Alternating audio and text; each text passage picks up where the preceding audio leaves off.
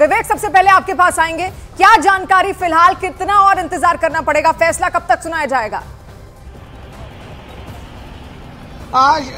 शिवानी, देखिए इसमें कभी भी ये फैसला अनाउंसमेंट शुरू हो सकता है, क्योंकि जो ऑफिशियल टाइम दिया गया था वो 4:30 दिया गया था और अभी फिलहाल 4:50 हो गए हैं। तो सबकी नजरें जो हैं वो विधान भवन के अंदर हैं। वो स्पीकर राहुल नार्वेकर क्या ऑर्डर देंगे आपको बताए जाएंगे। कम से कम 1200 पन्नों का ये पूरा डिटेल ऑर्डर है, लेकिन बताया जाए कि जो बुलेट पॉइंट्स है वो खाली ऑर्डर दिया जाएगा कि जो डिस्क्वालिफिकेशंस हैं एमएलए के वो हैं या नहीं है। दोनों पक्षों ने 36 पिटीशन डाली थी, जिसको लेकर नार्वेकर ने कहा था कि 36 पिटीशन बहुत ज्यादा है, इसकी सुनवाई में बहुत ज्यादा समय लग सकता है। तो राहुल नार्वेकर जो विधानसभा के स्पीकर है उन्हें सारे 36 पिटीशन को क्लब करके 6 ऑर्डर बनाए हैं। अब आज की तारीख जो 10 तारीख है उस पर आज फैसले का दिन है। अब इस पर फैसला होगा कि 16 विधायक जो शिंदे गुट के हैं उनके ऊपर डिस्क्वालिफिकेशन का मामला चल रहा है और उद्धव गुट के 14 विधायक है उनके ऊपर भी क्रॉस डिस्क्वालिफिकेशन का मामला चल रहा है। लेकिन सबकी नजरें जो है वो शिंदे गुट के 16 विधायक के ऊपर है कि वो क्या नार्वेकर क्या फैसला लेते हैं, वो उसको डिस्क्वालीफाई करते हैं या नहीं करते हैं। देखिए इसमें 2-3 ऑप्शन है। अगर राहुल नार्वेकर डिस्क्वालीफाई करते हैं तो यानी कि एकनाथ शिंदे को तुरंत रिजाइन करना पड़ेगा, वो महाराष्ट्र सरकार के सीएम नहीं रहेंगे। 16 विधायक अगर डिस्क्वालीफाई होते हैं तो उनकी एमएलए की जो संस्था है वो पूरी तरह से छीन ली जाएगी और साथ ही साथ जो नंबर काउंटिंग में है वो नंबर सीधे माइनस हो जाएंगे। तो काफी ज्यादा इंपॉर्टेंट है आज का ये ऑर्डर। वहीं दूसरी तरफ उद्धव गुट ने आरोप लगाया था कि पूरी तरह से मैच फिक्सिंग है, जिसको लेकर सीएम ने आज पलटवार किया और साथ में कहा कि ये कोई मैच फिक्सिंग नहीं है, बल्कि मेरिट के आधार पर और पूरी कानूनी लड़ाई के आधार पर वो यहाँ पे पिटीशन रखी गई है और सारी पिटीशन लीगली पूरी तरीके से सही है। वहीं दूसरी तरफ उद्धव गुट भी बोला कि उनकी पिटीशन भी पूरी तरह सही है और उस पर ऑर्डर आना है। तो सबकी नजरें अब राहुल नार्वेकर के ऊपर है कि उन्होंने जो इतने महीने तक दोनों पक्षों को सुना, सारे डॉक्यूमेंट देखे, सारी बातें सुनी, एक एमएलए का वर्जन लिया, अब उनका लौटेंगे आपके पास यहाँ पर विवेक। और सही कहा आपने, एक लंबा वक्त यहाँ पर दिया है और अब फैसला क्या आता है, क्योंकि यही फैसला महाराष्ट्र की आगे की सियासत को स्थायी रखता है या फिर एक बड़ी हलचल यहाँ पर सामने आती है, जरूर देखेंगे। श्रेया आपके पास भी लौटेंगे, लेकिन उससे पहले देखिए अब फैसला आता है तो या तो शिंदे गुट के पक्ष में आएगा या फिर उनके खिलाफ आएगा, और दोनों ही सूरतों में आखिर क्या होने वाला है ये आपको यहाँ बताते हैं। अगर शिंदे गुट के खिलाफ फैसला आया तो शिंदे की कुर्सी जाएगी, और अगर शिंदे सरकार के पक्ष में फैसला आता है तो जाहिर सी बात है यहां पर उनकी जो सरकार है वो यहां पर कायम रहती हुई नजर आती है, अगर पक्ष में यहां पर फैसला आता है तो देखिए किस तरीके से फैसले का ही अब इंतजार किया जा रहा है। हालांकि शिंदे के पक्ष में अगर ये फैसला आया तो जैसे अभी की सरकार है वैसे ही रहेगी, यानी कि यथास्थिति बरकरार रहेगी और कोई ज्यादा बदलाव इसमें नहीं होगा।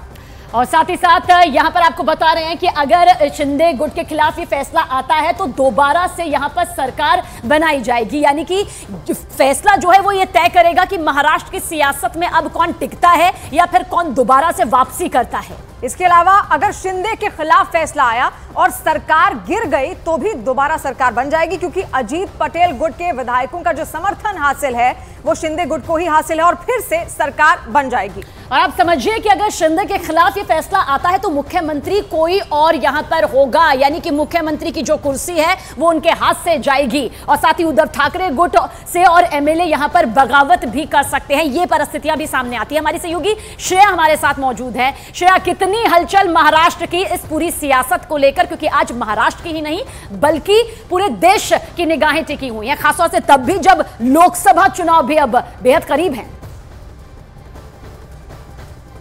देखिए, साफ तौर पर महाराष्ट्र के लिए आज काफी बड़ा दिन है। ऐसे में विधान भवन में भी जो है वो हलचल काफी ज्यादा बढ़ गई है, क्योंकि राहुल नार्वेकर जो है वो किसी भी वक्त इस फैसले को जो है वो हमारे समक्ष जो है वो रख सकते हैं। लेकिन मैं आपको बता दें, लगातार उद्धव ठाकरे ये आरोप लगा रहे हैं, जैसे कि कुछ दिन पहले ही राहुल नार्वेकर खुद सीएम एकनाथ शिंदे के निवास पर जाकर उनसे मुलाकात की थी। तो कहीं ना कहीं उद्धव ठाकरे ने अपनी बात पे ये कहा कि उन्हें ऐसा लग रहा है कि फैसला जो है वो शिंदे गुट के पक्ष में जो है आ सकता है, लेकिन अगर ऐसी कोई बात होगी तो फिर एक बार जो है वो उद्धव ठाकरे सुप्रीम कोर्ट का दरवाजा जो है वो खटखटाते नजर आएंगे। वहीं दूसरी तरफ अगर हम शिंदे कैंप की बात करें तो वो लोग काफी ज्यादा कॉन्फिडेंट लग रहे हैं। उन्हें कह रहे हैं, उनका कहना है कि जो भी इंतजार भी यहाँ पर किया जा रहा है, 4:30 बजे का वक्त अब तक कहा जा रहा था, लेकिन अब और कितनी देर है? 4:30 तो बज चुके हैं, लगभग 5 अब बजने वाले हैं। कितना और इंतजार किया जाएगा इस फैसले को लेकर?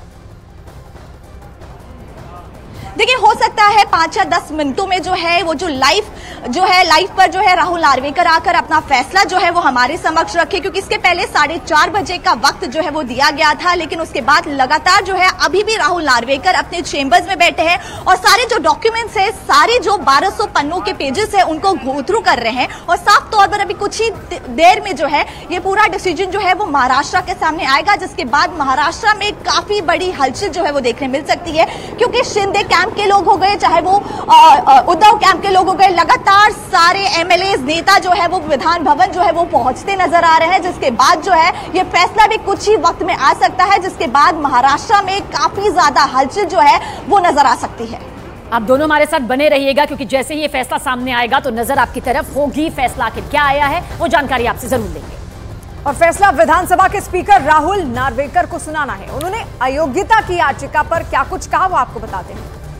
तो कानून में जो प्रावधान है उसके तहत ही ये निर्णय लिया जाएगा, ये जरूर कहा गया है। और जैसा कि हमारे दोनों सहयोगी बता रहे हैं कि भले ही वक्त यहां पर 4:30 बजे का तय किया गया था, लेकिन ये वक्त थोड़ा आगे खिंच गया है। 4:57 हो चुके हैं और करीब 10 से 15 मिनट के बीच हो सकता है कि ये फैसला यहां पर सभी के समक्ष आ जाए। साल 2022 था और जून का वो महीना था जब शिवसेना दो धड़ों में बढ़ती हुई नजर आ रही थी, आनाकानी होती हुई दिखी थी। शिंदे गुट अलग हो गया और उद्धव गुट अलग हो गया था। और ऐसे में अब एकनाथ शिंदे की ओर से ये कहा जा रहा है कि उनके पास आंकड़े हैं और फैसला उनके पक्ष में होगा। अपात्रता के याचिका के ऊपर सुनवाई पूरी हो चुकी है और मैटर ऑर्डर्स के लिए रिजर्व किया गया है।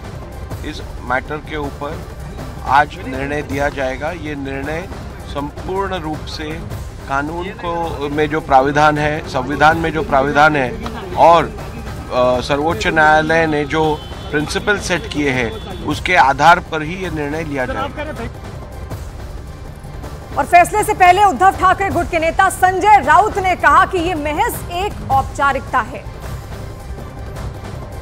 तो वहीं शिंदे गुट उन विधायकों को भरोसा उन्हें है जिन पर अपना फैसला यहां पर आना है कि वो सही है या फिर नियमों के तहत ये किया गया है।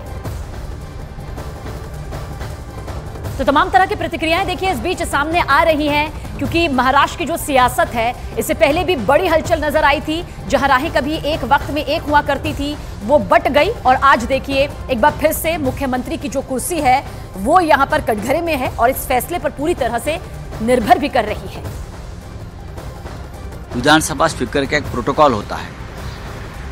अगर विधानसभा स्पीकर एक संवैधानिक पद पर पीठासीन अधिकारी बनकर बैठा है, ट्राइब्यूनल है वो, तो अपनी कुर्सी छोड़कर जो आरोपी है, जो अपराधी है, जिनके ऊपर हमने एक पिटीशन फाइल किया है और उस बारे में वो न्याय देने वाला है, उसको जाकर नहीं मिल सकते।